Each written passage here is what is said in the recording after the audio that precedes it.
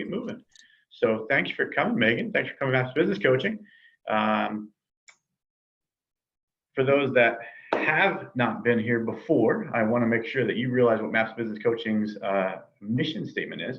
We create sacred partnerships that require the best in us to bring out the best in them. One of the big reasons that I chose MAPS is because of this mission statement.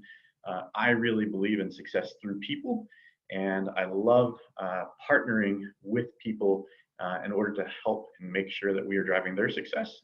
That is super exciting to me. Hey, Sam, how's it going? So today we're talking on unbiased interviews. And as we get into this topic, I just want to throw out a few housekeeping notes. I do this before any one of my webinars and presentations, just some common courtesy for those of us that'll be interacting. I really want to first off tell you all, I've done this workshop a few dozen times, and in the few dozen times, I've never done it in an hour time slot. So we are going to be drinking a little bit from a fire hose today, but I'm trying to keep it fun and interactive, and you'll hear a little bit more about that in a second. Please keep your cameras on if possible. If you're eating or need to turn it off for a moment, then obviously feel free to do so. But I think it would be more fun and interacting with the cameras on. If you have any questions, drop them in the chat. I won't be able to see them all right away, especially in presentation mode, but I do want to make sure that we get back to those. And I promise if we don't answer it during the webinar today, I will get back to you individually on some of those topics. And then again, please put your phone away, be present. You know, those of us that are taking the time to be here today, if we aren't present, we're really not going to get full use out of that time. So thank you for that. So here's part of the fun. This is your ninja warning. If you see this ninja on other slides, I highly encourage you to unmute and come on, call out the ninja. What I'm going to be asking you to do is read the slide or answer the question. If you see the ninja, just full awareness there. And at the same time, there will be 3 ninjas hiding in the dark of night slides, which are all black with a couple of quotes that I'm going to be asking people to read out loud too. So please feel free to jump in and read those as well. Again, the more interaction we have going with this, the better. And I think we'll all have a good time. After you interact, please feel free to throw your name and the words 1 point into the comment section. And after our presentation today, I'm going to tally those points up, and I'm giving away a prize to the winner. So I'll give you all a call and let you know who won afterwards. So have some fun with that. So quick survey, if you could, throw into the chat, what's your job title? How many people have you hired or interviewed in your career history, approximately? I mean, I don't expect an exact number. Do you interview people weekly? How often do you interview? And what do you hope to learn from today's class? And while you're doing that, give me a moment to introduce myself. I'm Jeff Kuhn. I am a MAPS business coach. This is my contact information. I decided to partner with MAPS earlier this year. It's kind of a fun story, which goes into a little bit more in some of the slides to come, but I read the Millionaire Real Estate Agent book several years ago, and as I read it as just an entrepreneur and a business owner, I remember thinking to myself that these are models and systems that I'd taken years to design and tweak something similar, but not even quite as simple and effective in my own personal life and in the works that I had done. And so reading the MREA, the Millionaire Real Estate Agent book, I was really impressed and excited about the information there. I literally started buying copies for business managers in my life. And then I read the one thing. And as I read the one thing, I was like, wow, like somebody should create a coaching company based on these books.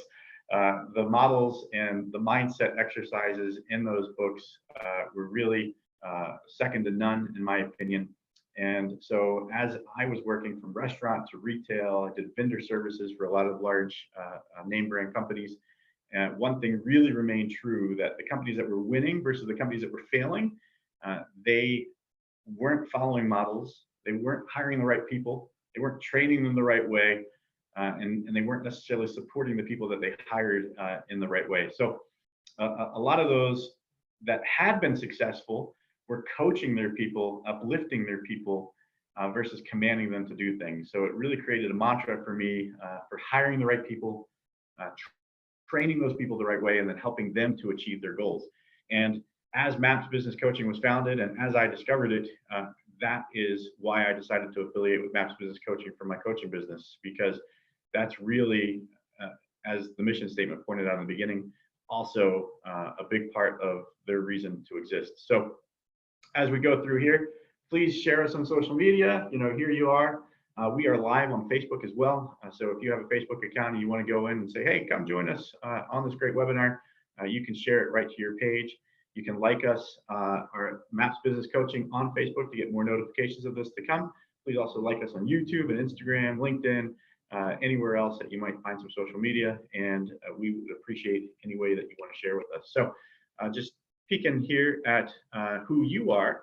And then we'll talk a little bit more about the founders of the company. Megan or Sam, tell me a little bit about yourselves.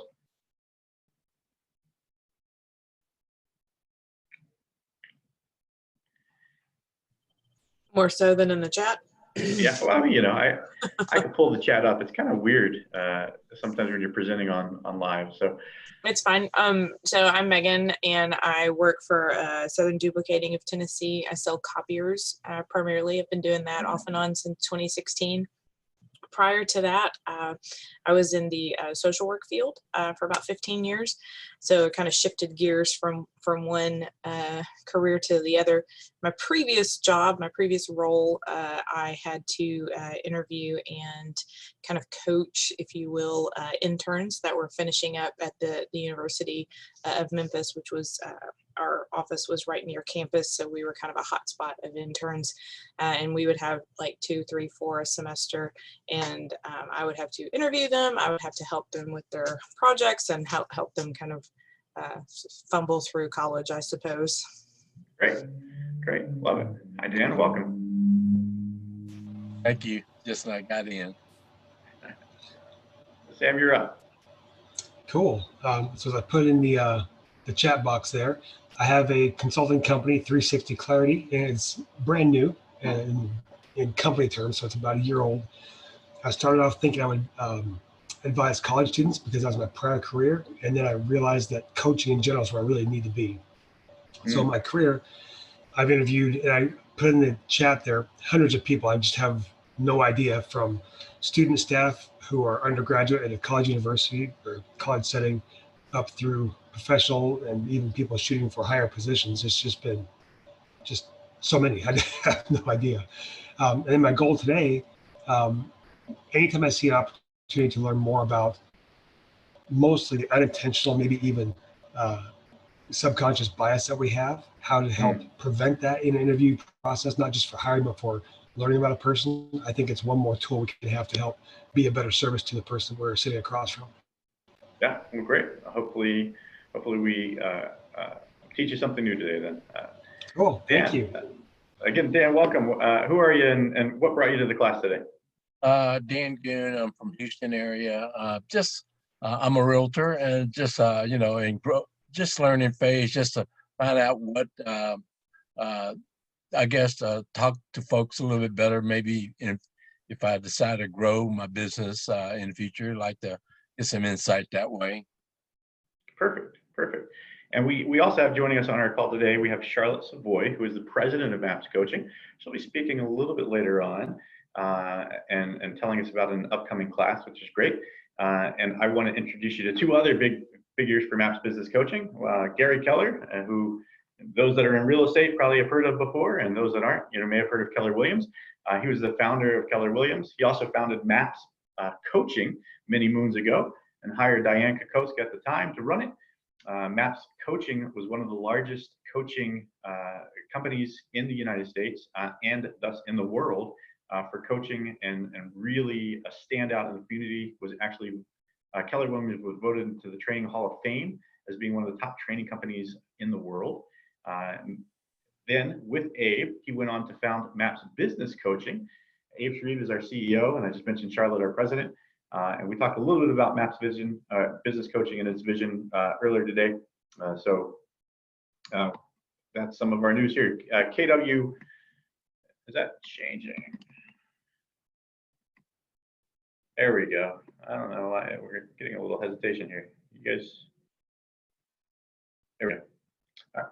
So we're also partnered with, when we mentioned KW Maps Coaching, the One Thing and the One Thing podcast, obviously a New York Times bestselling book I mentioned earlier today as well, and Bold Business Objective, A Life by Design, all great courses that you should check out if you haven't looked at those before in the past. So some objectives for today. We want to talk a little bit about identifying top talent, highlighting those core competencies, asking the right questions, and then gauging quality responses for the questions that we're asking in our interviews.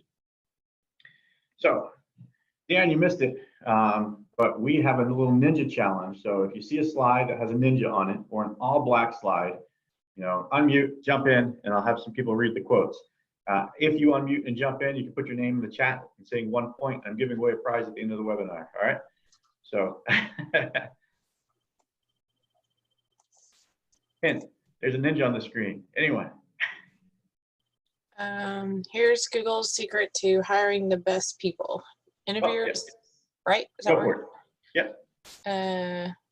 Interviewers make initial assessments and spend the rest of the interview working to confirm those assessments. If they like you, they look for reasons to like you more. If they don't like your handshake or the awkward introduction, then the interview is essentially over because they spend the rest of the meeting looking for reasons to reject you.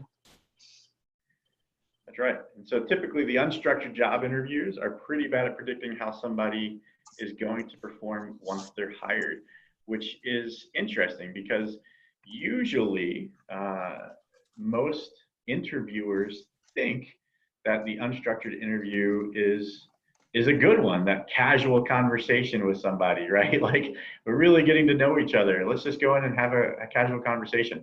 And often that actually ends up leaving really a lot of room to be desired to help figure out whether or not the person is actually going to perform in the job.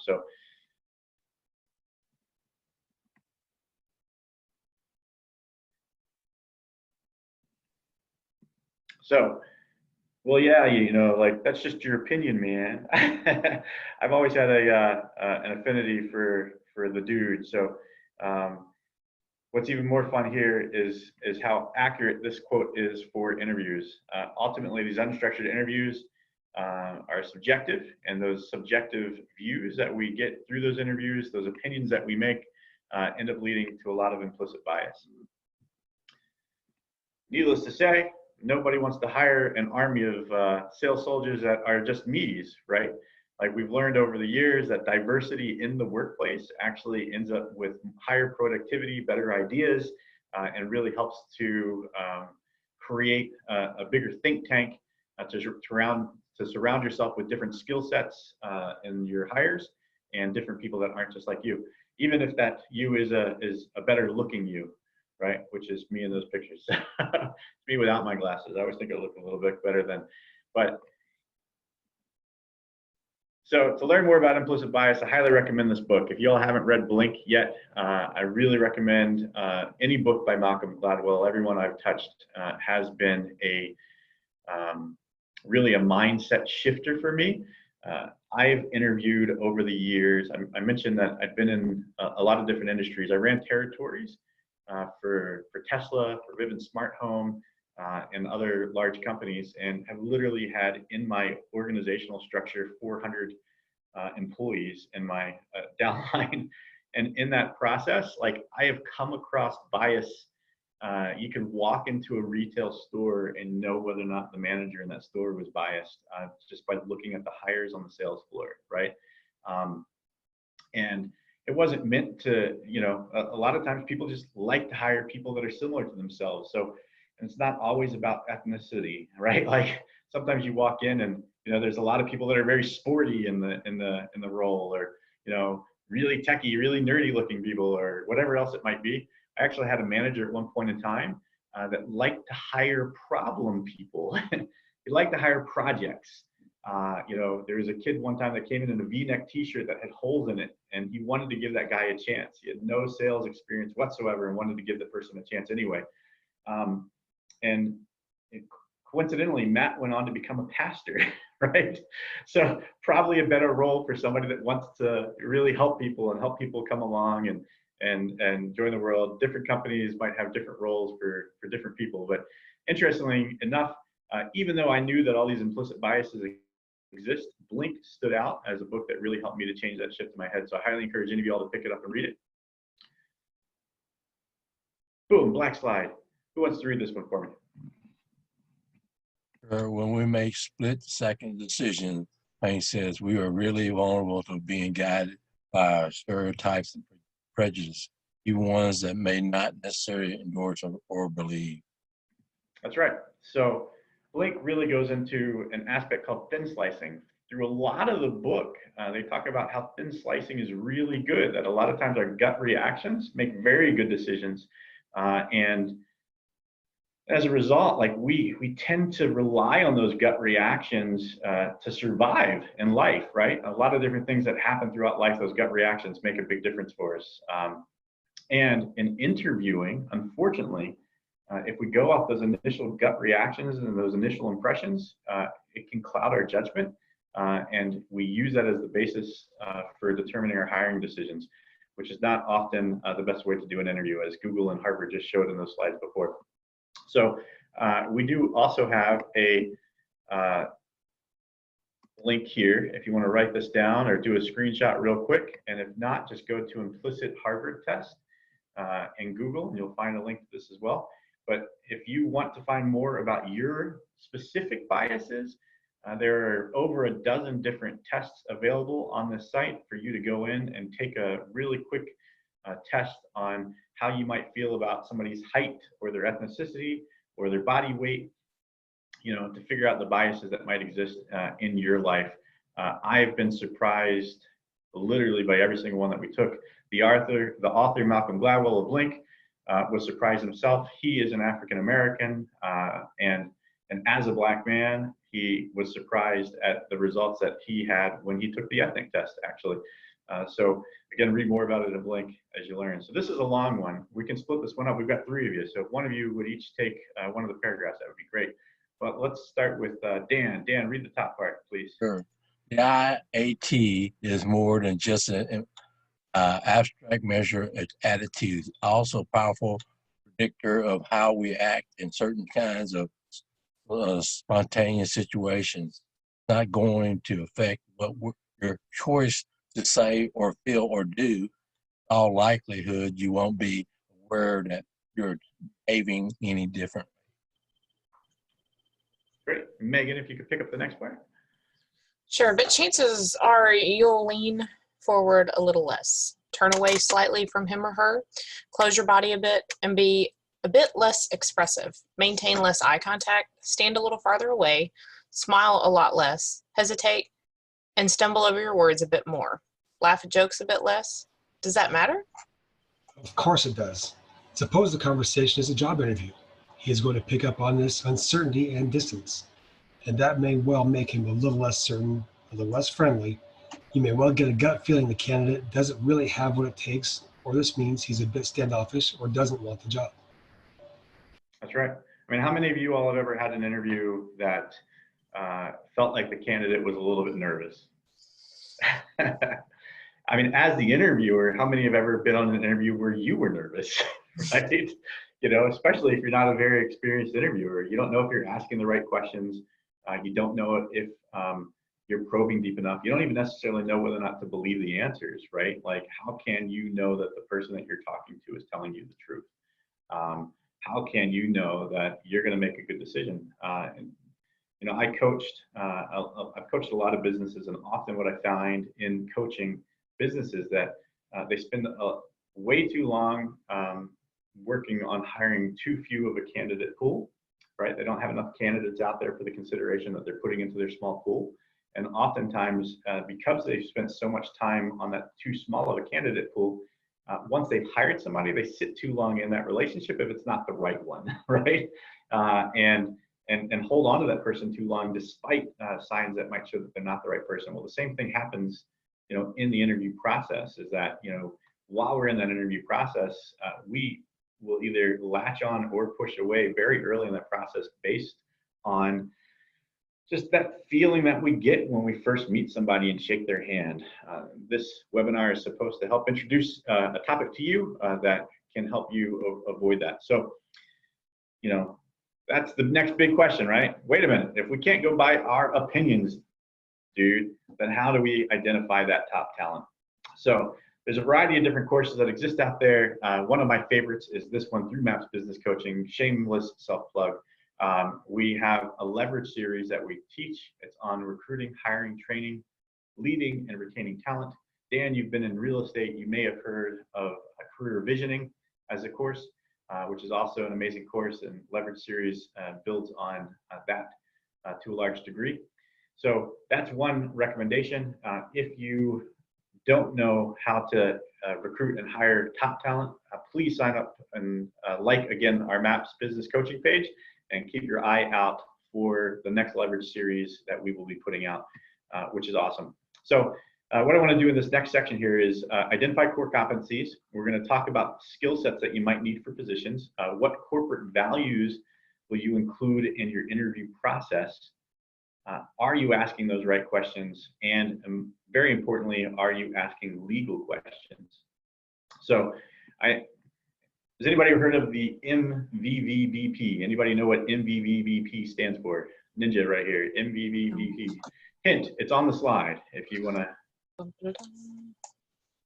find the crucial words for those letters. Mission, value, vision, belief, perspective. There you go. Perfect. All right. Give yourself a point. That's what I'm talking about.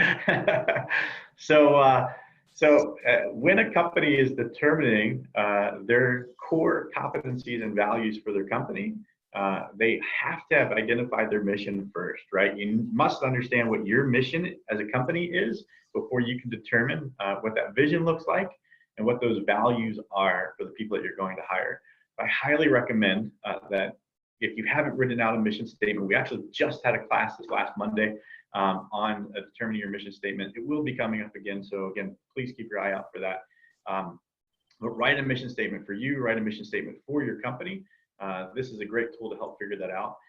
And then in doing that, define your vision and define your values in order to really drill in on some interview questions that might be great for your candidates. Along with that, then you want to look at the job description of your candidate. Usually we recommend that as you're going through your job description and creating a job description, you're first putting in tasks for tasks that you need to take off of your plate, right? And then the second piece is you need to put in core competencies on what you think might make that person be successful. So if you're hiring a salesperson, you probably want somebody that's outgoing, right? Or tenacious. If you are, looking for somebody to do your accounting, you probably want somebody that's a bit more book smart, right? So here's a list of some core competencies that are out there. Just real quick, looking at that list, do any one of these jump out to you? Wasn't the biggest one always? Creative. Creative, okay. Adapt. All right. I mean, just you personally, anyone speak to you or your team or who you think you might look to be hiring, somebody that jumps out in that way to you? I mean, self-directed. Mm-hmm. Good one. Problem solving. Yeah, love it. And all these are great. So Amazon is famous. There's actually a book written about Amazon's principles, leadership principles. They actually show off their core competencies and in these leadership principles right on their website. I've had a lot of good friends work for Amazon over the years, and I know we actually have a screenshot of this later on, but they interview to these leadership principles, by the way. So anybody that they're bringing into a leadership role in Amazon, there is a dozen questions for every one of these principles that they go through with the candidates and fill out a questionnaire rating their answers based on each one of those questions in the leadership principles, which is pretty cool. So, they've identified their principles. They created a interview guide based off of those principles, and then they score the interview answers on a star performance review after they're done the interview, which is pretty neat. But so legal and illegal questions. It's important to make sure. Why is it important to make sure that you ask legal questions? This one might seem too obvious, but keep going. 2 reasons. It's off-putting for the candidate, and nobody wants to go to court. That's right. That's a great reason. Off-putting for the candidate when you ask a legal question, and you want to protect your company. Good points. Anything else?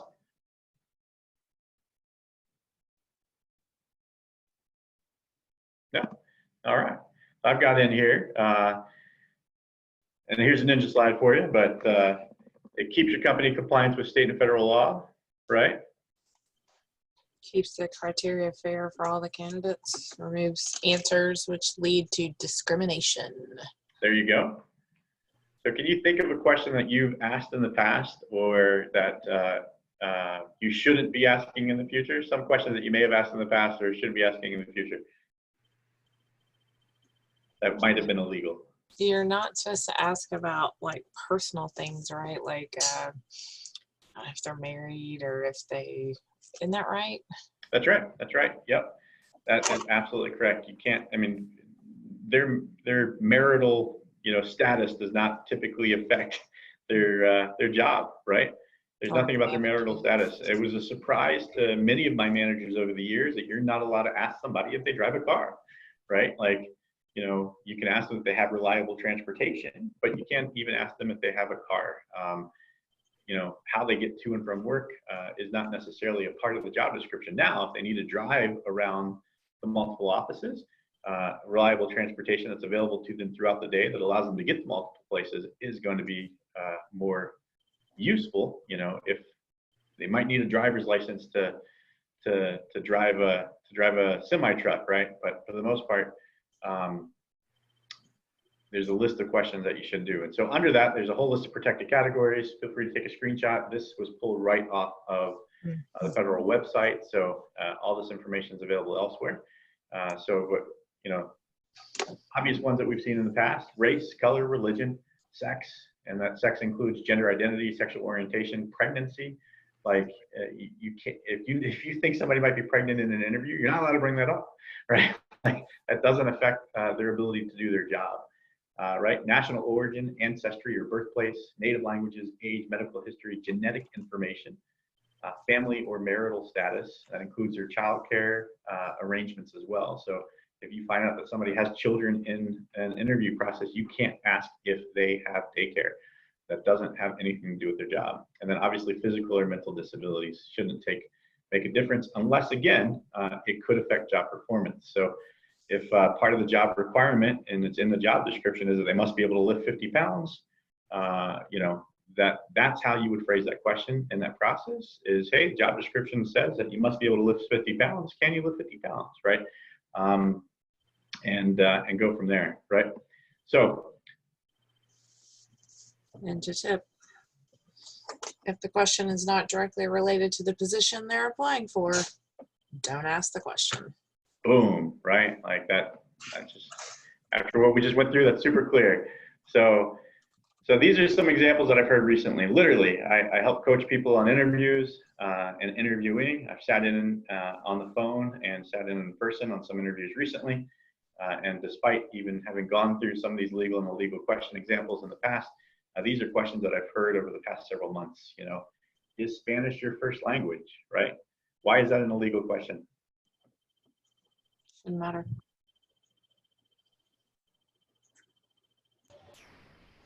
Right, so it doesn't matter if it's their first language or not, right? Like if the job requires somebody to speak Spanish, that should be the question, right? Hey, this job requires that people need to be able to speak Spanish. We have a lot of Spanish customers.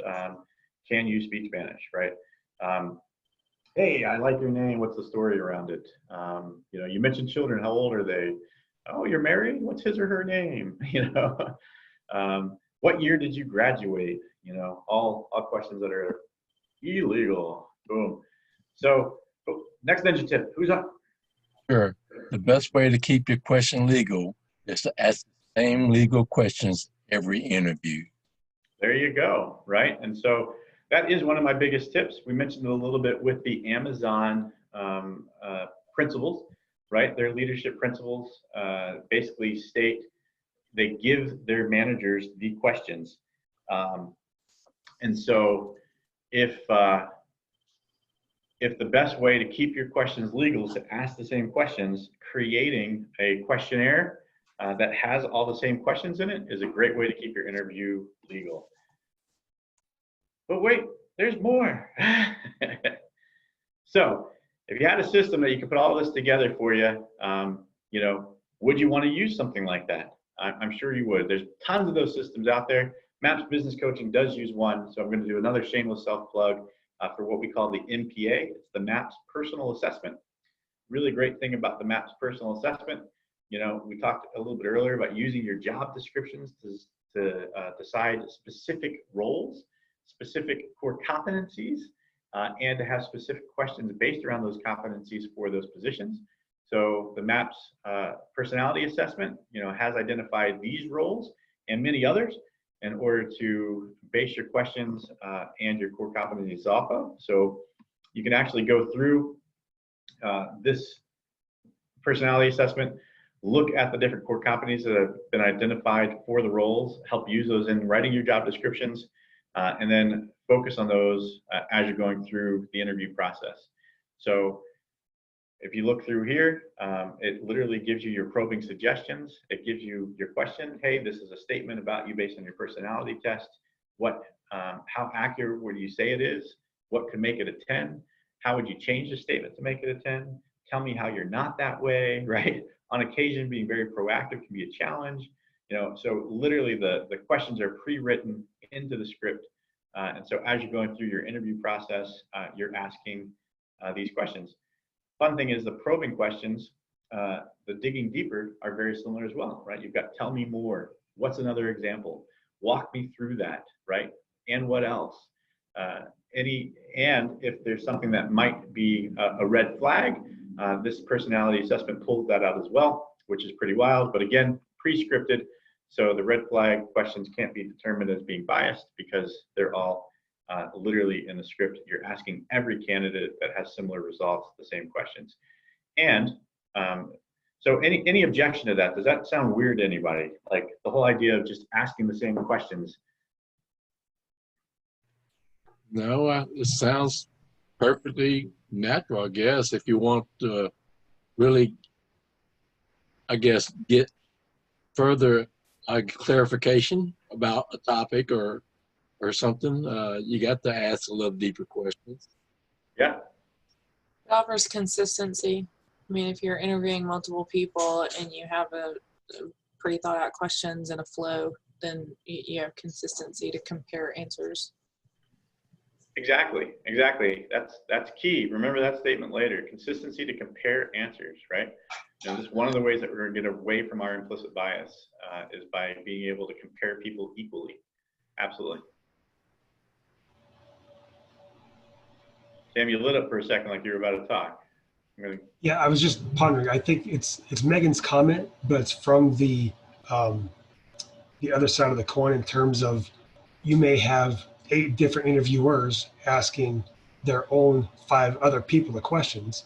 So to make sure that no interviewer is going off script and running their own process and then giving people unnecessarily high scores that don't relate to the actual process you got going. So it's fair to each candidate, but also fair to each interviewer. That's right. Perfect. And you're right. So if it's a larger company and there are multiple people interviewing for similar roles or across the company board, it would make sense that the company have a standardized set of questions for the people to be asking, right?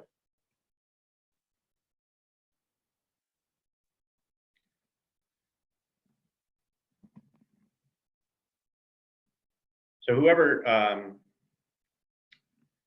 what makes a good interview answer? And remember that we all hear this answer through our own implicit bias. So that's this next section here. I had a little lag there as I was pushing the button. So who wants to interview with me? Who wants to ask me some interview questions? I'll let you ask the question and I'll give the answer each time. I'll ask the first one. Jeff, good to see you. How has your enthusiasm and excitement impacted others, either positively or negatively? I'm glad you asked that, Sam. Man, I can't really think of an example, but I know that my workers, coworkers, love my positivity. What do y'all think? Good answer? No. No. So it kind of shows a lack of attempt, a lack of experience overall, and probably some disinterest in the process, right? Like I definitely don't seem to be getting in there. And this is actually one of the questions directly from that assessment that I showed you. So example 2, same question. Who wants to ask this one for me? Sure. How has your enthusiasm and excitement impacted others, either positively or negatively? So, you know, there's this one time that I was working on the sales floor. I was talking to a customer. They told me that they loved my enthusiasm, and then they bought the product. My manager was so excited. It was pretty wild. What do you think? Showed a little It's more. still kind of a so-so answer, right? Yeah, not that great. Not specific. One time the customer bought the product, lack of experience, right?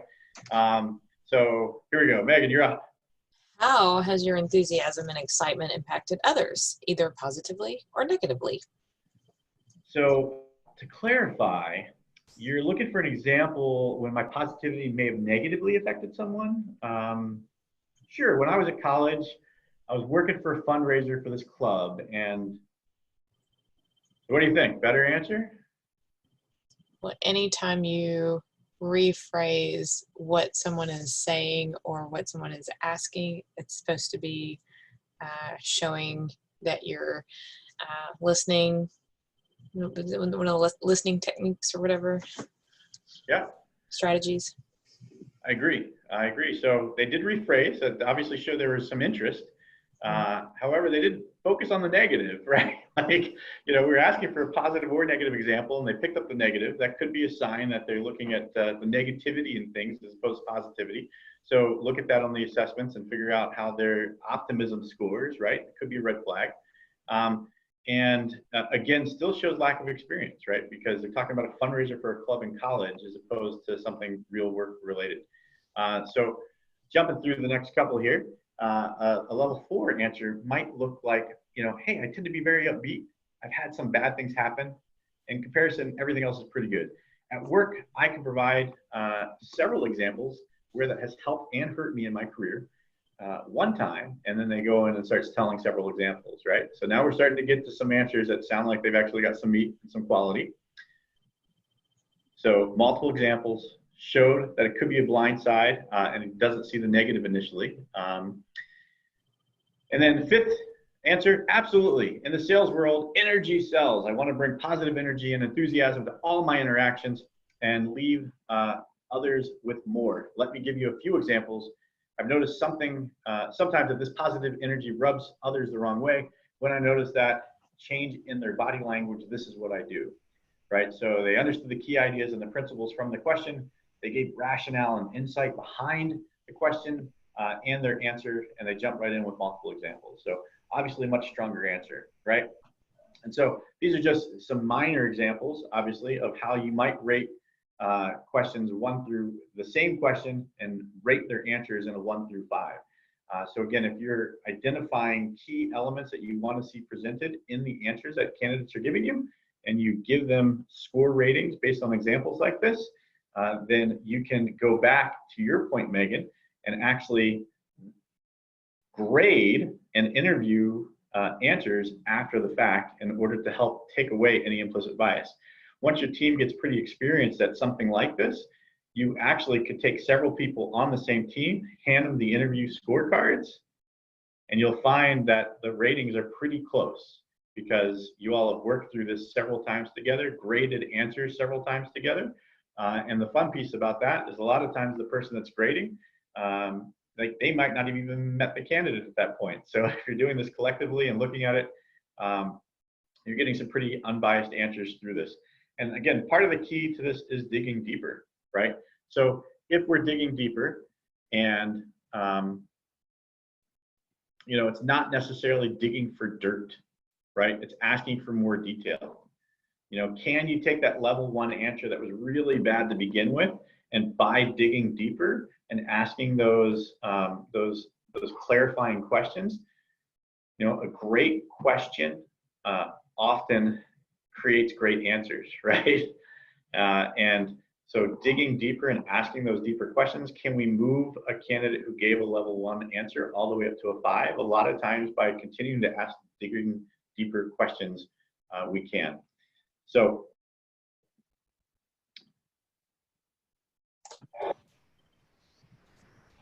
Ninja tip. Who's up? Write the candidate's answers down as close to verbatim after the interview, using the gauge of good answers, score each questions, and tally the scores to take away your bias. Love it, right? Write down the answers as close to verbatim. It takes any implicit bias right out of it. Absolutely. Love that. Dan, that was good insight. So look, big companies are doing this. I'd love to say I thought of some ideas like this on my own, but I didn't. I've worked for large companies that have done this. When I worked for Solar City, and as it transitioned into Tesla, we were using interview scorecards with scoring. I worked with Women's Smart Home. We developed the same, very similar sheets, so questionnaires with what examples of exceptional responses and marginal responses were. Amazon, we've already talked about. It's literally a 14-page interview guide that every single page of that interview guide has a follow-up page questionnaire. So it's like 28 pages of interview guide. I know it's not a short process. And then we mentioned the MPA. Keller Williams has a KPA that is very similar and goes through the same kind of questions. It walks you through the whole interview process. The questions are already written down. Sunrun, the leading solar company in the United States, is using a scoring guide as well. It's just everywhere you look, big companies are doing this for the reasons that we mentioned above, all the way at the top. It helps keep their company out of liable situations. It helps make sure that they are hiring the best candidate for the best for the job, right? By removing that bias and making sure that everybody's scored fairly and accurately. So I'm going to read this one only because I find this one to be really, really powerful. And it's one of the big reasons I wanted to teach this class today.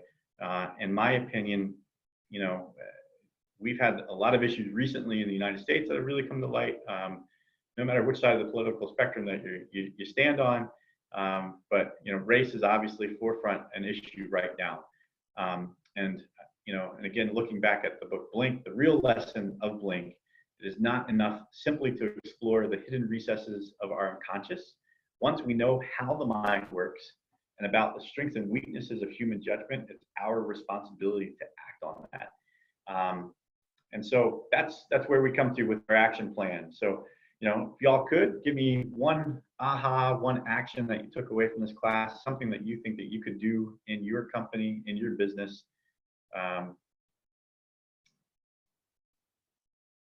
I guess the best one I like is, digging a little deeper, to get clarification that both parties are getting to the point that they're understanding what they want to get, Perfect. Yeah, love that. It's great. So how can you, how often do you do interviews, Dan? Did you say earlier? Well, when I go for a listing, aha moment for me was digging deeper. Yeah. I said, for example, when I took the class, I said, well, so I like a house with a water view. It's okay. I have that in my mind as a realtor, what that is. Yeah. But if with Ashley said, here's the aha. Can you describe that for me? Perfect. Wow. It wasn't really a water view. It was a ditch or something with a water in front of it. That was a water view. So if you can clarify that way you're not providing a product or something and not disappoint both of you because you didn't dig a little deeper or go further to understand what the person's wanting to get. Love it. Love it. That's an example I've heard for forever. If we all sit here and think about a dog, Dan, think about a dog, Megan, a dog, Sam, a dog, Charlotte, a dog. Okay, everybody thinking about a dog? Dan, what dog are you thinking of? Thinking of a big Saint Bernard. Megan. My mutt, she's right here. Charlotte, what kind of dog are you thinking about? A Rottweiler. Sam. A little Chihuahua Penny. And I have Labradors, so I was thinking about a big chocolate lab. One word, very simple, and every single one of us was thinking about something completely different. So clarifying questions are key, absolutely. Megan, what's your takeaway? Just the consistency. I mean, like, I'm a part of a BNI group, a business networking group, and so I'm on the membership committee, so I have to interview all of the applicants. And one of the things that kept coming up was, well, you'd forget to say this to somebody, or, oh, we didn't know that, or didn't they say that? So they literally gave us like a sheet of like, it's 7 pages of questions, and it's so obnoxious and it's so tedious. But I have found that when you stick with that, even if you just pick the 15 out of the 70 questions or whatever that you think are important, and you ask that and you make those points each time, you offer some consistency in what your expectations are of people. And so I think that flows along with what you were talking about in, you know, keeping yourself within the legal realm, but also sticking to what the job role is, and to what Sam said about, you know, what if it's multiple people interviewing? You know, you have this one day where all these people come in and there's several different interviewers. So if you have this consistent factor of the questions, of the ratings, of those types of things, then you'll have consistent results. Perfect. Unbiased results. Great. Sam. Cool. So mine's a little bit off kilter. I've read The Weapons of Math Destruction twice. And so I want to know more about the assessments that are being used and the data that populates what they spit back out to make sure there's not a bias in the instrument itself. So when we're taking that information, we can apply it appropriately rather than have, I'm just going to say, a white structure over the top of this thing that doesn't really honor other folks who don't come from a privileged background. Great. Perfect. So, I mean, speaking of, if you want to learn more about like that MAPS assessment, feel free to reach out, let us know. You can let me know in the chat. You saw my information earlier. I'll pop it up here again in a moment. But you can email me at jeff@mymapscoach.com, and we'll make sure to get that assessment filled out for you and sent to you. We also offer a free business assessment. So if you are running a business and you'd like to dig in a little deeper as to what roles, models, systems that you have in place and how you might rate yourself on those, also reach out. We can get that running for you too and take a deeper look. Speaking of deeper look, wanted to dive deeper? Charlotte, tell us a little bit more about this one. Sure, Jeff, let me tell you about that. So MAPS Business Coaching is launching for the first time this month on August 31st at 1 p.m. We have a 3-hour event where we're going to dig really deeply into the steps necessary to create a team and a culture that allows for inclusion. It's going to be hiring, it's going to be evaluating, collecting data inside of your business and analyzing that to determine the need for change. I haven't yet seen a business that didn't have an opportunity for change. So we'll dig in and figure out where the holes are. And then we'll review strategies that can be used to match to the business objectives that you'd like to implement so that you can improve engagement, improve change. And then we'll walk you through how to implement those initiatives that you've chosen and kind of counteract the unconscious bias. And then just review a plan for re-evaluation and continuing audit of the plan so that you're really making sure that you're fostering that inclusive climate for your workplace. So we're excited about that. We've been building that for quite some time, and we're excited to release that this month. So you can go to mymapscoach.com/events and see that class along with many others. But if this is a topic that you feel like is important in your business, we are launching it. Abe Shreve, our CEO, and I will be teaching it, and we would love to see you there. That's awesome. Thanks, Yeah. Charlotte. Sure. So obviously, if you're ready and looking for a coach, we are here. I am here, and many others of us are available. So please reach out, let us know. We're coaching coffee shops, personal trainers. I've got dental surgery clients. I've got renewable agriculture, doctors, title companies, etc. We coach businesses of all sorts. I think pretty much the only rule that we have is we want people who want to grow and We want to work with business owners that realize that they want to improve their lives and their businesses. And again, we want to create those sacred partnerships so that way we can use our best to bring out the best in you, right? So with that, again, please feel free to reach out to me. If you have any questions, my phone number is on the screen. My email address is right here on the screen. And you can always go to mymapscoach.com, fill out the business assessment for yourself, or talk to any of us. But otherwise, thank you all for coming. I really appreciated everybody's interaction. I'll go through the chat and everything later, rewatch this and let you all know who interacted the most and who wins the prize. But so I'll give each of you a call afterwards. Megan thinks it's her. You know, she was keeping track on a piece of paper on the side. So good. Thank you all for coming. Have a great rest of your day. Thank you.